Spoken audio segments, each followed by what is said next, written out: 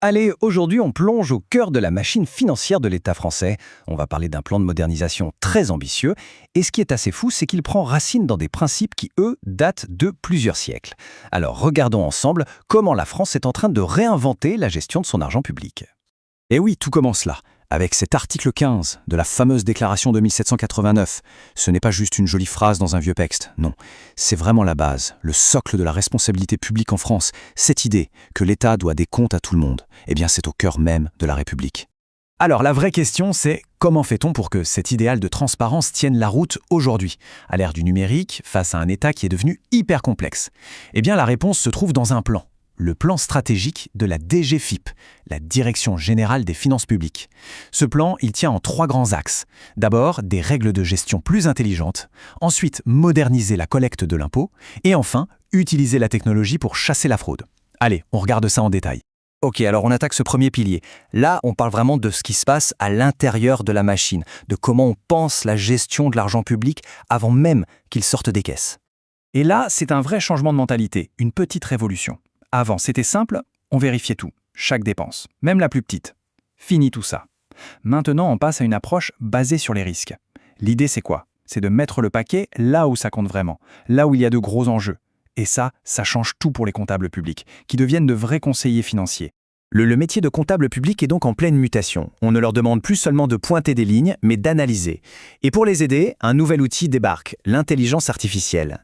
C'est elle qui va aider à éplucher les dépenses de l'État, des mairies, des régions, pour repérer les anomalies beaucoup plus vite. Alors, on a des sigles qui peuvent faire un peu peur. SFACT, CGF, M57. Mais derrière, l'idée est hyper simple. Simplifier, simplifier, simplifier. Imaginez. Le SFACT, c'est comme une seule boîte aux lettres pour toutes les factures d'une ville ou d'un hôpital. Les CGF, pareil, mais pour les ministères. Et la M57, c'est comme si on décidait que tout le secteur local devait parler la même langue comptable. Le but de tout ça, que tout le monde se comprenne et qu'il y ait moins de paperasse. Et attention, ce n'est pas juste de la théorie. Pour 2027, les objectifs sont très concrets. 100 SFIHC, 80 CGF et la fameuse compta M57 déployée partout à 100%. C'est une vraie feuille de route pour que l'administration devienne plus agile. Allez, on passe au deuxième grand chantier. Et celui-là, il nous concerne tous un peu plus directement, puisqu'il s'agit de la collecte de l'impôt. Là, le gros morceau, c'est la généralisation de la facture électronique. Et il y a 3 buts. 1. Simplifier la vie des boîtes. 2. Automatiser les déclarations de TVA. Imaginez le gain de temps. Et 3, et c'est crucial, avoir les données en temps réel pour pister la fraude beaucoup plus vite. Et pour les particuliers, ça bouge aussi. L'objectif, c'est de généraliser encore plus la déclaration pré-remplie et surtout d'accélérer tout le processus pour que les avis d'imposition et surtout les remboursements quand il y en a arrivent plus vite. Et pour être sûr que ça avance, le plan est rempli d'objectifs chiffrés. Prenez l'immobilier, l'objectif c'est de mettre à jour un dossier de propriété en 75 jours maximum d'ici 2027. C'est un gain de temps énorme. Autre chiffre, autre objectif, plus 20%. C'est l'augmentation visée pour le recouvrement des amendes. L'idée, elle est simple, quand il y a une amende, il faut qu'elle soit payée. Et enfin, 80%. C'est le taux de dématérialisation visé pour toutes les procédures immobilières. En gros, c'est la fin du papier pour un secteur qui concerne des millions de gens.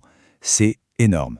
Bon, on arrive au 3e et dernier pilier, et là franchement c'est peut-être le plus spectaculaire. On parle de la nouvelle façon de combattre la fraude fiscale, avec des armes, disons, un peu high-tech.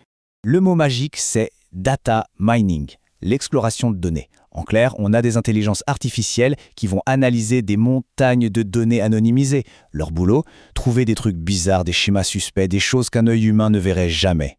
Le but, c'est de cibler les contrôles, pour frapper juste. Et l'ambition, elle est dingue.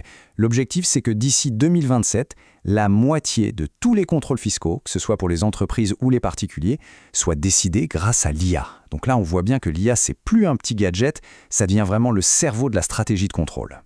Évidemment, la fraude ne s'arrête pas aux frontières, donc le plan a aussi un gros volet international. On part bien sûr d'appliquer ce fameux impôt mondial minimum de 15% pour les multinationales, mais aussi d'accélérer à fond les échanges d'infos avec les autres pays. Le but, c'est de traquer les montages d'évasion fiscale les plus tordus.